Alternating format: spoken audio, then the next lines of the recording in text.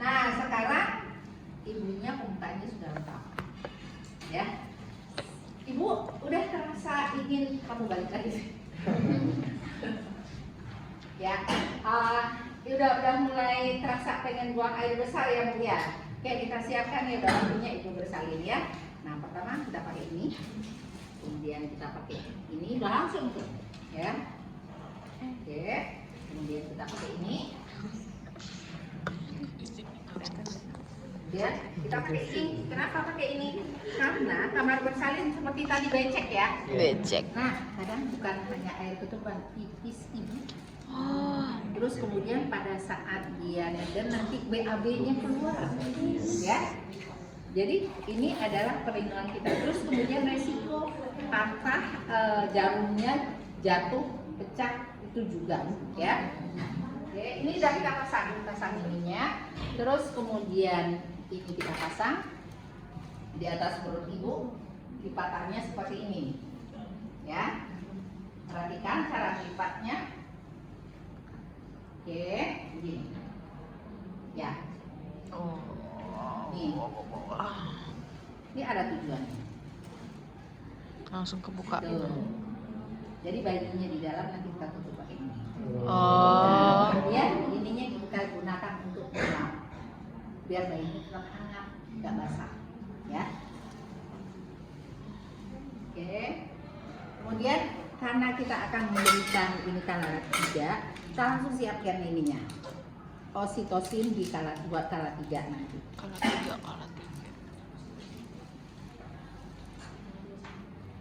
Titip. Titip, Bu.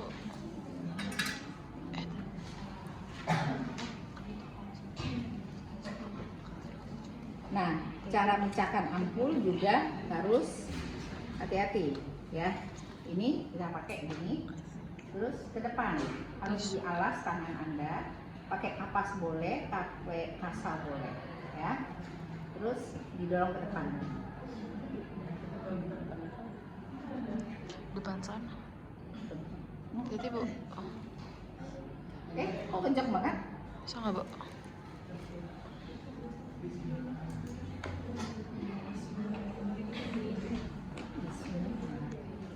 Aduh, Bisa nggak, Bu? ini harusnya nggak sekeras ini loh. Oksitosin kan? Oh, sintosinon.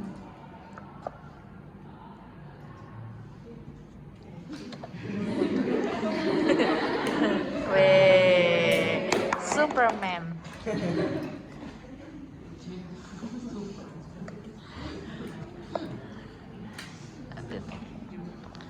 Oh my gosh.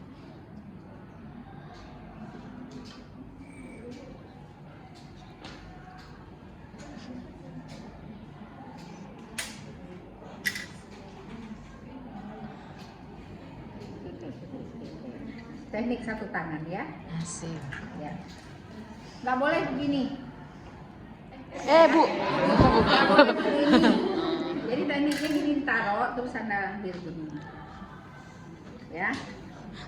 Apapun kondisinya, nggak boleh kita harus menggunakan teknik satu tangan. Nah, kemudian alat yang ada di sini tolong disorot, nanti tinggal disorot. Nih, ya, alatnya ini yang ada di dalam 2 duk, kemudian ini pipet untuk menghisap bayi, kemudian ini kasa 3, ini harusnya 2, ini 2, tali pusat 2.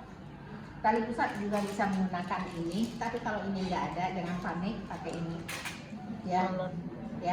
Ini biasanya ini disposable cuma 1, ini gampang sekali, nggak pakai teknik, tapi kalau ini ada tekniknya. Kemudian kita menggunakan 2 arteri clamp, ya. Kemudian kita perlu gunting epis.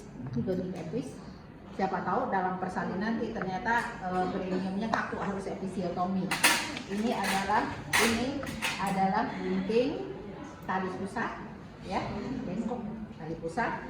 Ini adalah setengah koher untuk memecahkan selaput ketumbar tadi, ya, setengah koher.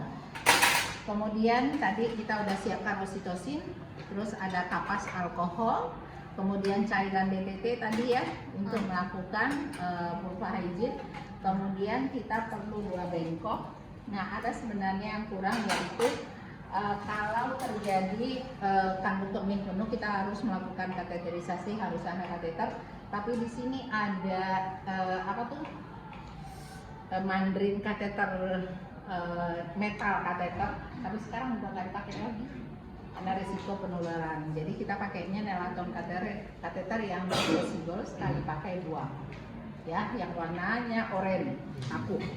Nah, ini betadine yang kita gunakan untuk kalau perlu dilakukan episiotomi, ya. Nah, biasanya kita sudah kaji di awal kira-kira kaku nggak serviknya. Nah, biasanya kita mengetahui itu pada saat periksa dalam, ya. Ini harus disiapkan, ya. Oke, kemudian ini sudah kita pasang, ini kita pakai seperti ini, dan sini harusnya ada topi bayi, ya. Topi untuk bayi. Oke. Kemudian saya akan lakukan, karena ini ingat ya, pertolongan persalinan itu prinsipnya bersih. Ini enggak besar-besar ini. Mana lagi? Yang nomor 7 nih. Ya. Terus kita gunakan, biasanya kan ada bayi sudah ketahuan bayinya laki perempuan. Ini buat perempuan, yang biru buat laki. Kalau bayinya kembar, langsung siapkan 2. Kemudian sudah terpasang.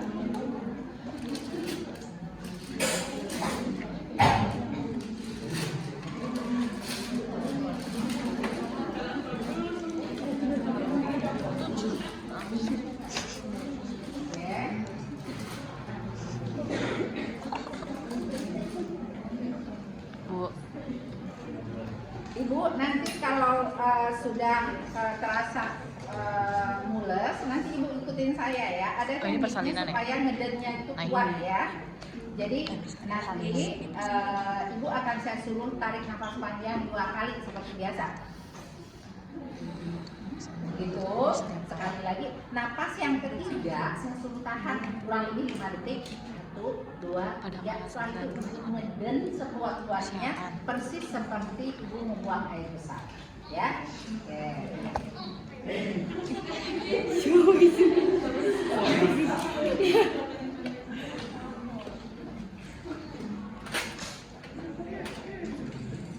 Banyakan 1, 2 aja. Nah, ini cara ininya meletakkannya gini. Jadi tangan kita ada di dalam, gini. Ibu angkat bokongnya, Bu. Angkat bokongnya, angkat bokongnya. Iya, dikit lagi, Bu. Dan, ya, angkat. Iya, tipis-tipis banget. Udah mulai sudah. Udah, nanti kalau ini kita dorong ya. Oke, udah mulai ya, Bu. Oke, tarik nafas panjang, Bu. Oke, tarik nafas panjang lagi. Oke, sekarang tarik nafas panjang. Tahan, Bu. Tahan. 1, 2, 3. Ngeden, Bu. Tangan kita dilapis ya. Ya, pintar, Bu. Dikit lagi, Bu. Ayo, Bu. Yuk. Ya. Ya. Jadi tangan kita kenapa dilapis? Gunanya untuk melebarkan jalan lahir kayak gini. Ya, benar, Bu. Yang ngeden dikit lagi, Bu. Ya. Oke. Nah, biasanya ini kalau ketubannya masih utuh, disinilah kita melakukan pemecahan selaput ketuban seperti tadi. Oh iya. Ya. Oke, Bu. Oh, ya, jadi bukan dipecahin dulu ya? Bu. Dikit lagi, Bu. Masih mulas nih, Bu. Ya. Masih mulas ya. Ya, Dorong, Bill.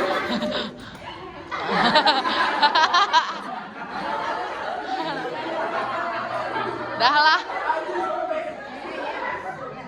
Oke,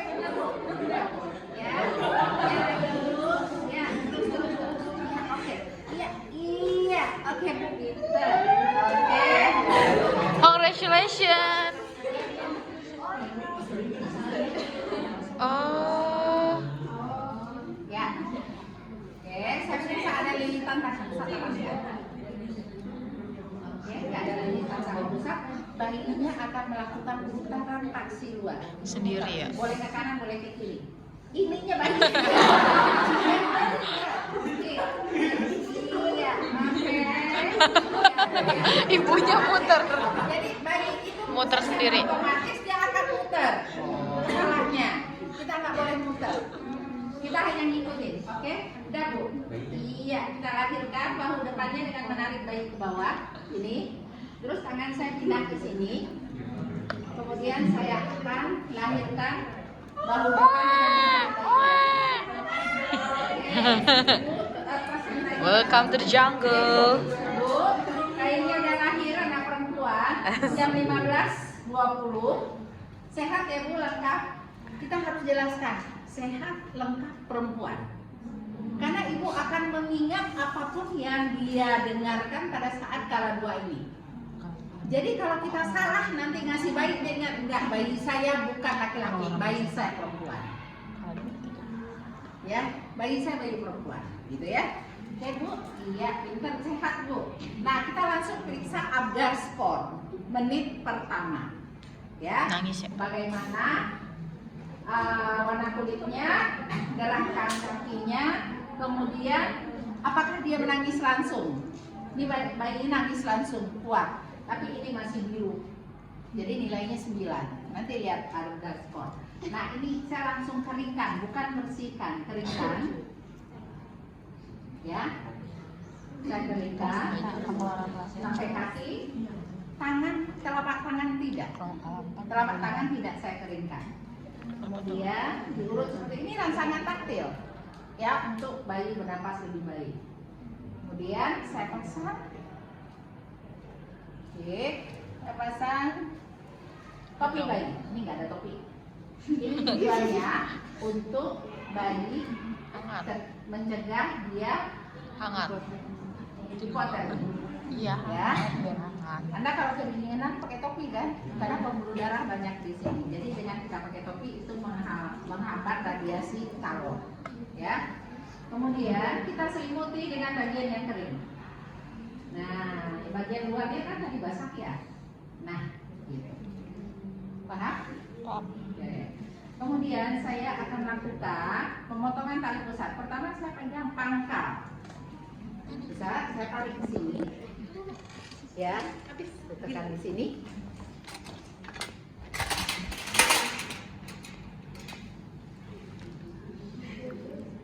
Ya, kemudian saya pegang ini, saya tarik lagi sampai putih, ya, nggak ada darahnya lagi.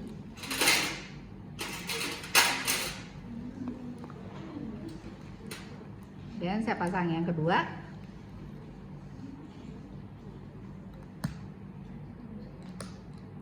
Ya, kemudian saya akan motongnya begini, melindungi bayi, ya.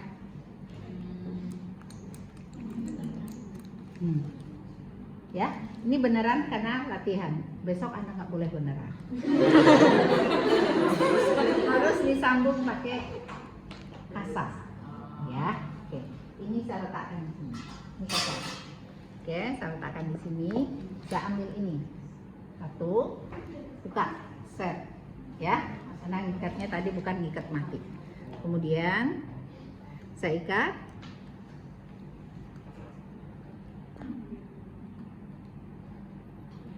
Nih, cara ikat gini, kencangkan, ikat mati,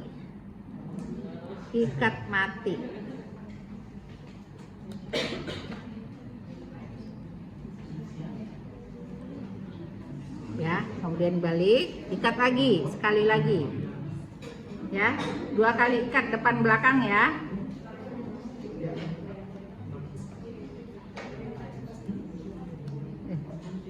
Ini enggak ini ya. Oke, kalau udah keikat ini kita lepaskan. Taruh sini. Kemudian ibunya kita minta, kan ibunya udah kita siapkan ya untuk tidak menggunakan BH, diletakkan di antara kedua payudara ibu begini. Terus kita tutup pakai kain bedong yang kering. Ya, seperti ini ibunya. jam. Ini yang disebut IMD, inisiasi menyusu dini. Selama 1 jam, bayi ini akan di-direction oleh nalurinya untuk menemukan puting. Caranya gimana? Yang itu kan biasanya begini. Ini tangan bayi ini penuh dengan cairan ketuban.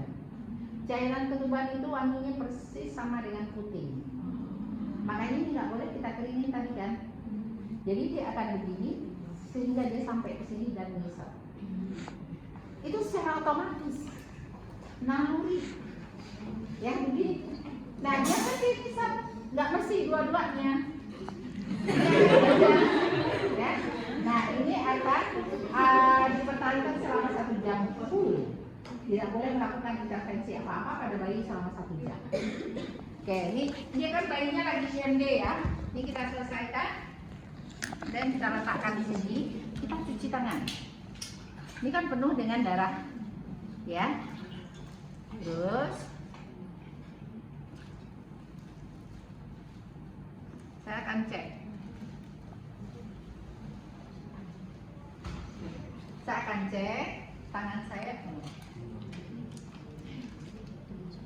Ini harus bagusnya begini ya. Nanti ujian nggak apa begitu? Ya. Oke, jadi Anda tahu di sini.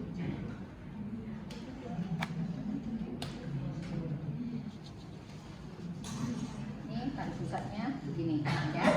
Kemudian saya akan lakukan pemeriksaan dengan 2 teknik. Pertama adalah teknik Kushner.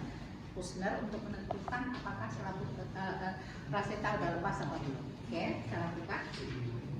Tangan saya di atas sinusis, saya tekan ke bawah, saya dorong ke depan. Ini diregangkan. Nih, ini yang disebut RTD, regangan tali pusat terkendali, bukan ditarik, diregangkan. Dengan saya begini, saya dorong ke depan, dia masuk lagi ke dalam. Itu artinya belum lepas. Plasenta belum lepas. Ya, kalau saya lakukan ini terus saya dorong ke depan, dia makin menjulur. Plasenta sudah lepas. Teknik yang kedua, teknik Strassman. Ini kan kubus nih. Ini saya regangkan, ini saya ketok. Kalau ini bergetar, tali pusat ini bergetar di tangan saya berarti belum lepas. Tapi saya tekan pundus, saya ketuk pundus ini, dia diam aja berarti tali pusat sudah lepas. Kan? Nah, ini tali pusat belum lepas. Begitu saya periksa kandung kemih tidak penuh, Bu, disuntik ya Bu, membantu mempercepat pelepasan plasenta. Saya akan suntik di mediolateral. Kan bagi 3, 1, 2, 3. Yang aman di tengah ya. Dan mediolateral. Suntik. Bu, tanya pas panjang Bu. Oke, terus suntikan. Oke. Ya. Saya cek kembali. Oke. Bu, ya udah lepas. Udah lepas ya Bu ya. Udah lepaskan lagi ya. Nah, kalau sudah lepas, untuk keluarnya plasenta ini, tentunya kita ngeden dikit. Ya Bu, ngedanin sedikit Bu.